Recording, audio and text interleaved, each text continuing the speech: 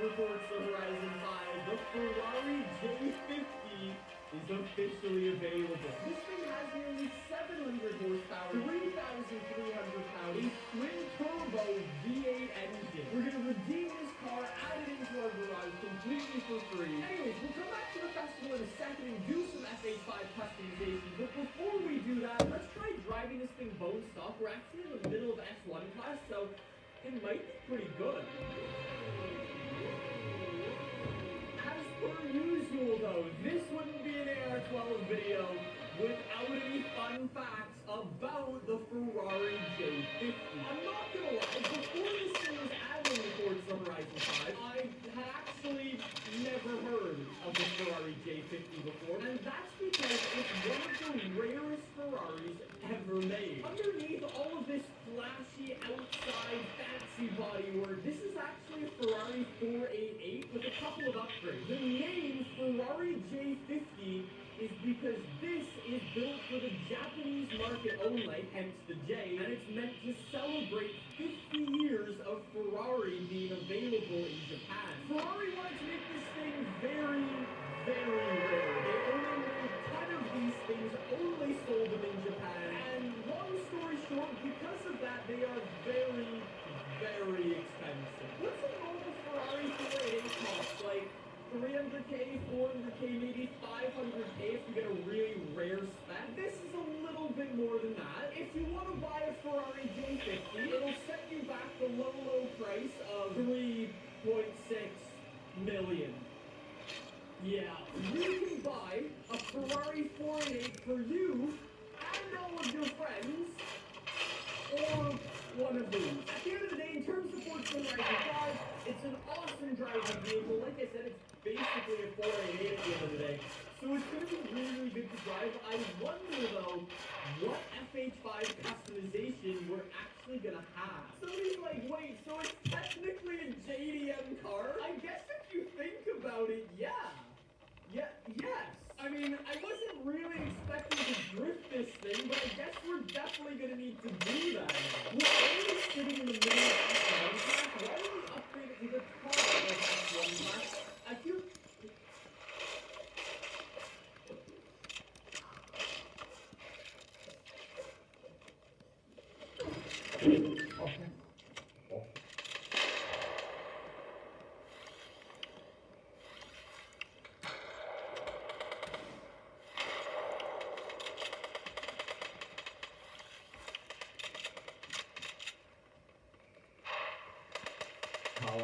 So I'm sat in a Toyota Land Cruiser. You might call it a Land Cruiser Prado if you're in another part of the world, but in the UK it's still a Land Cruiser. Next to me is a Toyota Hilux, and we're going to have a right race. Off-road. In fact, we're going to compare these two. Next to me is a Toyota Hilux, and we're going to have a drag. Off-road. In fact, we're going to compare these two Toyota off-roaders in various challenges off-road. And what we're going to do is see which is the best overall. Let's do that. They'll compete on different obstacles, and the winner of each challenge will get 2 points, and the one that comes second will get 1 point. And if either of these vehicles does not complete the challenge, it will get nothing. At the end, we'll add up the scores, and we'll find out which is the best off-road. So, let me tell you about this Land Cruiser. It has a 2.8 litre turbo engine, 204 horsepower, and 420 newton meters of torque. This is the commercial vehicle version, so I've got blacked out rear windows, no real seats, this kind of page here, for keeping my victims away from me, so I can drive them into the wilderness and then have my way to go with them before going on the first day. Yeah. Anyway, this thing starts at £37,000. This is like the bog standard entry-level version of this car. Got a manual gearbox, not much kit on it. Got the Now that Hilux actually starts from £28,000, but then you get a low-powered diesel engine and a single cab. This is the Hilux Invincible X with the 2.8 litre. In fact, it's the same engine as in this. However, while it has the same 204 horsepower, it ups the torque to 500 newton meters for pulling those big loads. It's got an automatic gearbox, and while it has a central locking differential, which is electronically controlled, like on this car, I'm not electronically controlled. I press a button and I engage it. That has a reverse well. That one, with all the grip on it, it's £14,000. Quite a lot for it, but you can take that off if you're doing easy business. Oh, there's something else. If you're thinking about selling a car, you can now do it from car life. All you have to do is upload photos, description of the car, and I'll do the video on your car. And if you want to do that, and see how much you can get for your car, we'll just do it for fun, right? So you have a pop out over there, or put the link in the description, and you can find exactly how much your car is worth. Now, if you want to do that outright, go to the Google Help Me Car. So I'll help you for your car, or you can buy a new car, or whatever. Anyway, go with it. Find a new car? Then head to Carwow, and my team will help you find your next car at a fair price. Carwow, your one-stop car buying comparison site. Okay, first challenge, drag race up the hill. So it'll be hard for me because I've got manual gearbox to control. I'm going in normal range mode, not low range for the gearbox. It's into the same because I think if I'm in low range, I'm going to have to change gears 3 times or something. And that'll happen, mate. I'm just going to follow the handbrake. And then just blast it. Just blast the gear.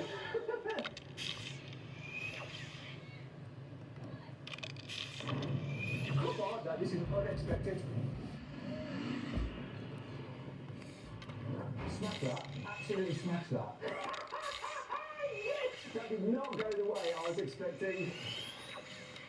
No, it was a surprise. It was a lucky surprise. At least you can't, then. Oh, brilliant. I absolutely noticed for that. And he flew it now. Loads of traction. In that front. Very, very impressed. 2 points for the Land Cruiser. 1 for Hilux. Now we're going to do a downhill drag race, but this time we don't want to do the first across the line, instead we want to do the last across the line because this is all about testing each car's control down a slope, so the slower the better. Now that Hilux is an automatic, so it has hill descent control, so it brakes all middle of the way as it's going downhill to maintain a nice low steady speed and lots of control. It's also going to be in low range mode. This doesn't have hill descent control. It's got manual gearbox. It does have a low range mode, which is what I'm using, but essentially I'm going to put this in first and hope that gear is low enough that it just puts me down this slope really, really slowly. I'm not going to push the brakes, I'm just going to see what happens, and hopefully I won't end up drowning in that big puddle of water down there. I'm not going to win this one. I don't think I can win the last one I do.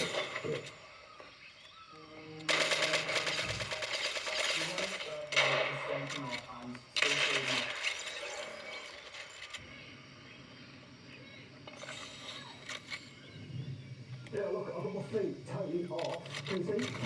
Oh, it's not losing this. But the control is still pretty decent. It's not as good as that though, that is really cooling down. Oh, I lost that one. There he comes now. Here he comes.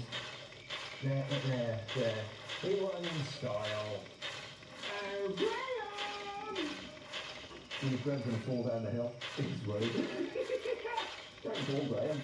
I saw you coming down that hill there, Graham, and you were slower than this. Oh, even though you were running. Too right. My hill descent control's not quite as good as either of these. So what do you think about this? And that hill descent control just on low range. Was it controlled enough? It was very good. It was controlled.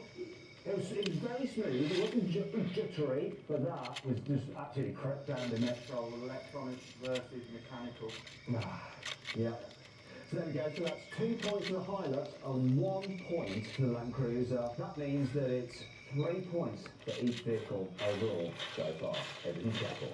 This third challenge is all about manoeuvrability, so it is the hairpin challenge. We are going to be driving through this little woody area, over some bumps, then go round the hairpin, which is pretty tight, then back on ourselves, and Graham will be tying us from the start to the finish, and the car that does it in the shortest time wins.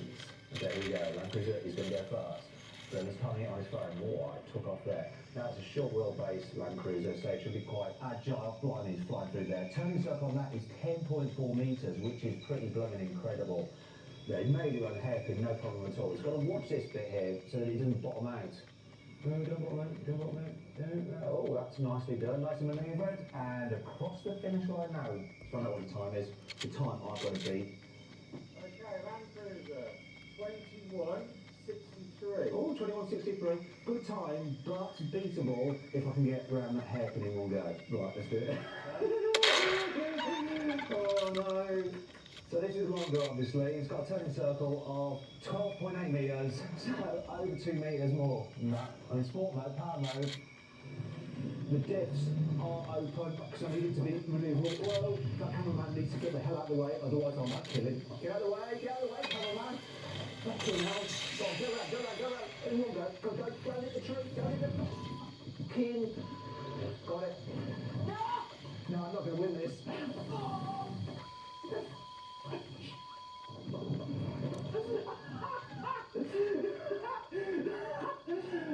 I don't think I did it, but I had a lot of fun. That was a good effort. What was it? 23. 23:40. So, what did he get again? 21:63. Ah, just almost 2 seconds slower. Not bad considering this is a lot longer. You have to do a bit of a stunt there. Oh. Good effort. Yeah, good effort. So that's 2 points to the Land Cruiser and 1 point to the Hilux, which means 4 points overall to this, 5 to the Land Cruiser. This next challenge is all about suspension travel and chassis articulation. So what we're going to do is drive the cars up these slippery steps, which have big holes in, and we'll see how they maintain drive going over those slippery surfaces and rocks and stuff like that, and how well their suspension is at moving to keep wheels on the ground, to keep them going forward. Obviously, this car has the rear locking differential, which will really help it. That doesn't, it's only got a central locking differential. So we'll see what difference that makes. It's got that ground clearance as well, and this has more ground clearance than that. This has like 310 millimeters, that only has 205 millimeters. However, it's shorter, which will kind of offset some of that disadvantage. Anyway, shall we get on with it and see what happens? Here we go then.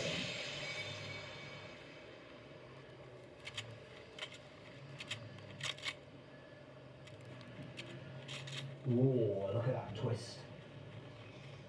Oh no, he's going backwards. What's he doing? Go on, have you got the traction, my friend? Go on!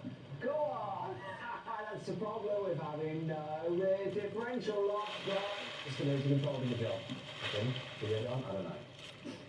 Okay, so this way to clear the bottom and then centralise in here. Now I can go to smoothly power up here. Look at this. This is doing pretty well. Look at this. Oh, easy peasy. Bit of power. Oh gosh, that was lovely. Wait a minute, my watch is ringing. I think I will cancel you because I'm busy. Anyway, great. This definitely wasn't coming up there. Oh, so easy. Long wheelbase, 10 big holes. The Land Cruiser being that short wheelbase just got bogged down in those holes.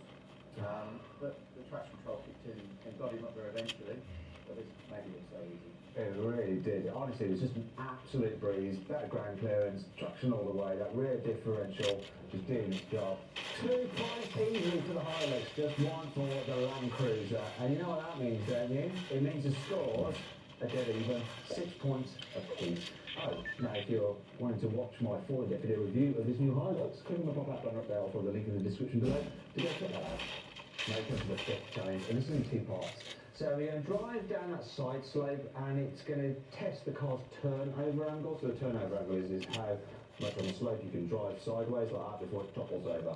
So the turnover angle on this Land Cruiser is 42 degrees, but I can't find any listing for the Hilux.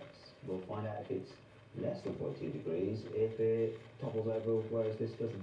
The next thing we're going to do is go up this side slope, then up another one, and over the top of the hill. So that will compare the car's breakover angle. So the one for this is 22 degrees for the Hilux. Once again, couldn't find it listed.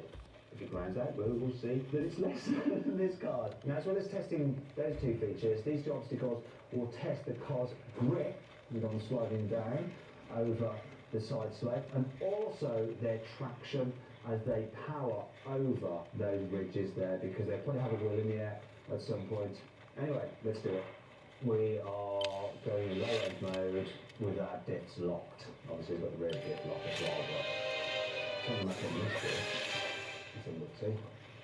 You can follow Graham's directions. That looks like he's got a roll over. That is scary.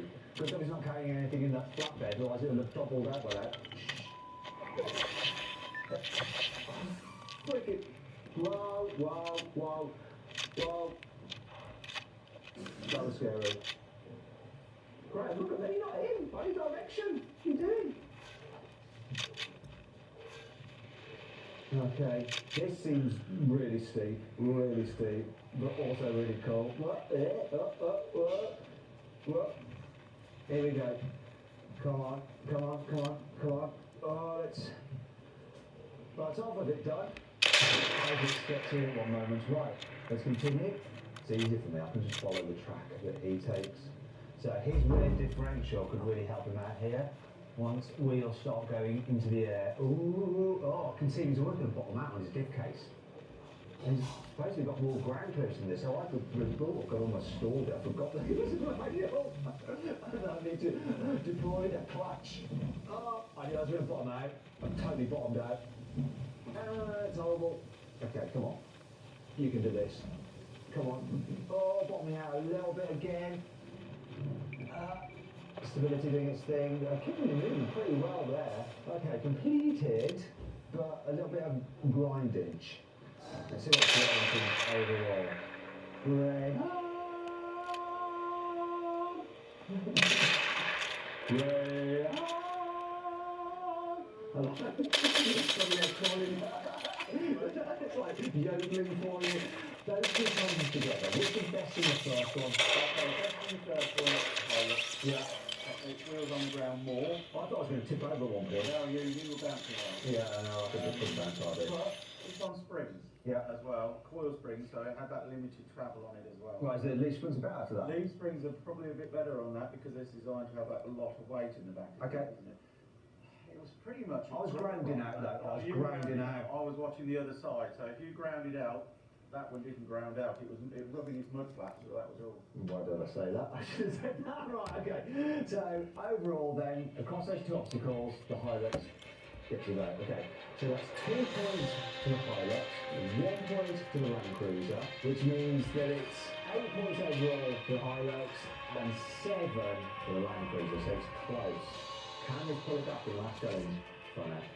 Okay, final challenge. This is a test of cars' grip, traction, and ability to power up a hill. That's what we're going to do. We've got a steep hill. It's quite rocky and slippery. We're just going to have to power up there and do it as smoothly, as calmly as possible. And if it goes wrong, you might have to slide down backwards, which could be scary. So, as close as it is, so 2 points to this, 8 points to that. This can even it up if it wins this, or if that fails, it could